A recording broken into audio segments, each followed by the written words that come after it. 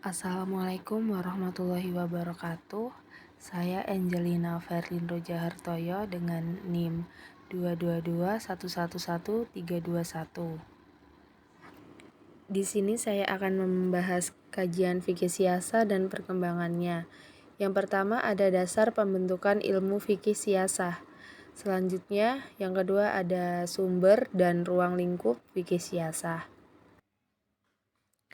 Dasar pembentukan ilmu fikih siasah. Yang pertama ada Al-Quran.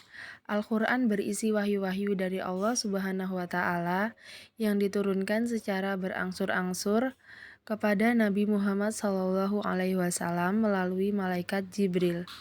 Al-Quran diawali dengan surat Al-Fatihah dan diakhiri dengan surat An-Nas. Yang kedua ada hadis. Hadis merupakan segala tingkah laku Nabi Muhammad SAW, baik berupa perkataan, perbuatan, maupun ketetapan. Hadis merupakan sumber hukum Islam yang kedua setelah Al-Quran. Yang ketiga ada ijtihad, ialah berusaha dengan sungguh-sungguh untuk memecahkan suatu masalah yang tidak ada ketetapannya, baik dalam Al-Quran maupun hadis, dengan menggunakan akal pikiran yang sehat dan jernih, serta berpedoman kepada cara-cara menetapkan hukum-hukum yang telah ditentukan. Hadis ijtihad dapat dijadikan sumber hukum yang ketiga. Selanjutnya ada qiyas. Qiyas adalah menghubungkan suatu kejadian yang tidak ada hukumnya dengan kejadian lain yang sudah ada hukumnya, karena antara keduanya terdapat permasalahan ilat atau sebab-sebabnya. Selanjutnya ada maslahah mursalah. Secara khalifah berarti manfaat dan mursalah berarti netral. Sebagai istilah hukum Islam, maslahah mursalah dimaksudkan sebagai segala kepentingan yang bermanfaat dan baik. Namun, tidak ada nas khusus atau teks Al-Quran dan hadis Nabi SAW yang mendukungnya secara langsung ataupun yang melarangnya.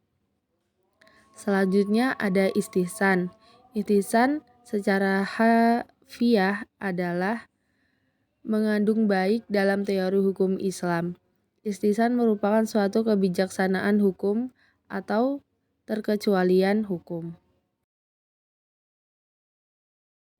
Selanjutnya ada sumber dan ruang lingkup fikih siasah. Ruang lingkup fikih siasah dibagi menjadi 8 bagian, yaitu diantaranya sebagai berikut. Pertama ada siasah tasyriah, yaitu politik hukum.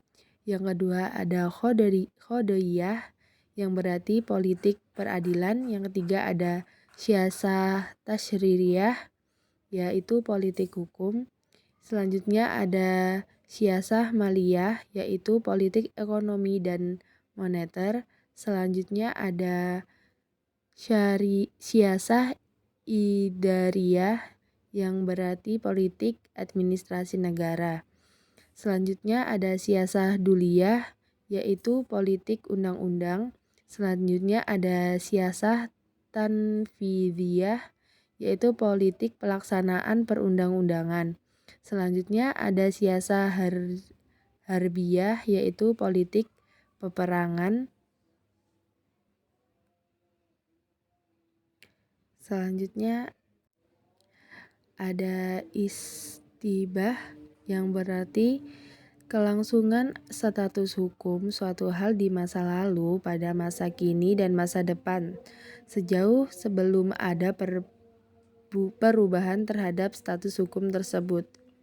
Selanjutnya ada uruf atau adat.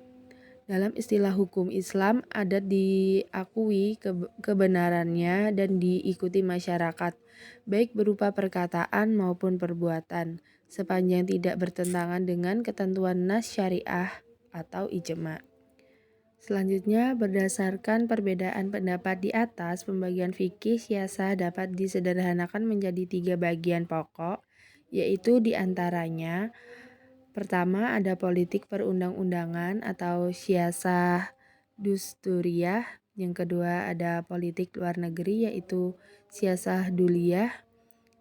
Yang selanjutnya ada politik keuangan dan moneter, yaitu siasah maliyah. Sekian yang dapat saya sampaikan. Kurang lebihnya mohon maaf. Wassalamualaikum warahmatullahi wabarakatuh.